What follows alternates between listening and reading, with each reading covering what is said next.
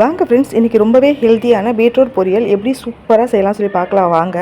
Beetroot பொரியலில் அவ்வளோ நன்மைகள் இருக்குது, நான் சொல்ல வேண்டிய அவசியமே இல்லை. முடிஞ்சளவு வாரத்தில் ஒரு நாளோ 2 நாளோ பீட்ரூட் பொரியல் எடுத்துக்கோங்க.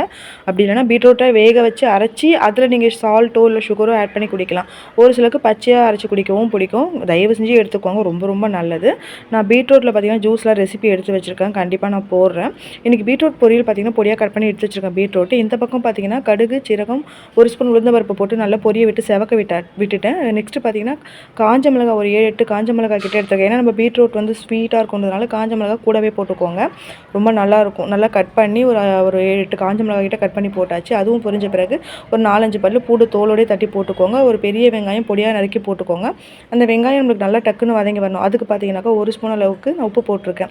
உப்பு கொஞ்சம் பார்த்தே போட்டுக்கோங்க. எனக்கு வந்து ஒரு 1/2 கிலோ அளவுக்கு காய் இருக்குது, அதனால் நான் உப்பு வந்து கொஞ்சம் கூட போட்டிருக்கேன். நீங்கள் உப்பு பார்த்து போட்டுக்கோங்க. பீட்ரூட் பார்த்திங்கன்னா ரொம்ப பொடியாக கட் பண்ணலை, திருகவும் இல்லை, ஓரளவுக்கு நம்மளுக்கு பல்லில் கடிப்படுற அளவுக்கு நான் போட்டிருக்கேன். இப்படி பொரியல் செய்ய சொல்ல நல்லா தாங்க இருக்கும். ஒரு சிலர் பார்த்திங்கன்னா தனியாக வேக வச்சு எடுத்து செய்வாங்க. நான் இப்படியே தான் செய்வேன். இதுலேயே கொஞ்சமாக தண்ணி ஊற்றி வேக வைக்க சொல்ல ரொம்ப நல்லாயிருக்கும்.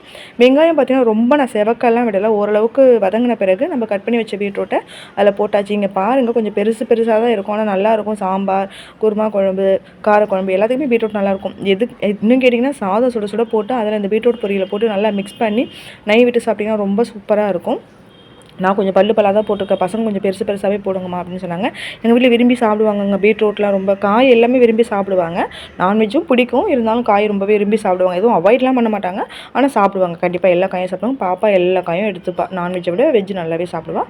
சூப்பராக பீட்ரூட்டை பார்த்தீங்கன்னாக்கா போட்டுட்டு நல்லா அதுக்கு தேவையான அளவு தண்ணி விட்டுருக்கேன். நிறைய தண்ணி விடாதீங்க, அந்த காயும் தண்ணியும் ஈவனாக இருக்க அளவுக்கு நம்ம தண்ணி விட்டுக்கலாம். தண்ணி விட்டுட்டு நல்லா மிக்ஸ் பண்ணிவிட்டு ஒரு உங்களுக்கு தெரியும் அந்த லைட்டாக கொதி வர சொல்ல ஒரு தட்டு போட்டு மூடி வச்சுருங்க. மூடி வச்சுட்டிங்கன்னா ஒரு 5 நிமிஷம் கழிச்சு ஓப்பன் பண்ணால் உங்களுக்கு தெரியும் நல்லாவே தண்ணி சுண்டி வரும். இந்த ஸ்டேஜில் நல்லா பார்த்தீங்கன்னாக்கா உங்களுக்கு காரம் இன்னும் வேணும், காரம் பிடிக்கும்ன்றவங்க கண்டிப்பாக மிளகுத்தூள் 2 ஒரு 3 ஸ்பூன் அளவுக்கு மிளகுத்தூள் போட்டுக்கோங்க.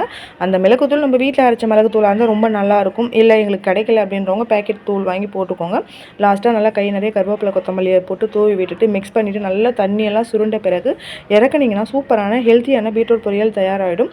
இப்படி செஞ்சு பாருங்கள், ரொம்ப நல்லாயிருக்கும். நீங்கள் திருகி செய்கிறத விட இப்படி செய்ய சொல்ல நல்லாயிருக்கும். பீட்ரூட் வந்து எப்பயுமே பார்த்தீங்கன்னாக்கா அலசிட்டு தோல் சீவிட்டு நீங்கள் செய்யுங்க. தோல் சீவிட்டு கட் பண்ணிட்டுலாம் அலசாதீங்க, அது ரொம்ப உடம்புல அந்த ரத்தம்லாம் எடுத்துரும். அதனால தான் சொல்கிறேன். கொஞ்ச நாள் நல்லா அலசிக்கோங்க. அலசிட்டு தோலோடு கூட நீங்கள் கட் பண்ணி போடலாம், ரொம்ப நல்லது தான். தோலும் நல்லது தான். தோல் எவ்வளவோ அதில் மெடிசன் வேல்யூ இருக்குது, நம்மளுக்கு தெரிய மாட்டேங்குது. நான் தோலெல்லாம் சீவி துவையெல்லாம் கூட அரைச்சிருக்கேன், ரொம்ப நல்லாயிருக்கும். அதெல்லாம் உங்களுக்கு நான் ரெசிப்பியாக கண்டிப்பாக இதுக்கு மேலே போடுவேன். கொஞ்சம் உடம்பு சரியில்லாதால வாய்ஸ் கொஞ்சம் அப்படி இப்படி இருக்கும், யாரும் தப்பாக எடுத்துக்காதீங்க.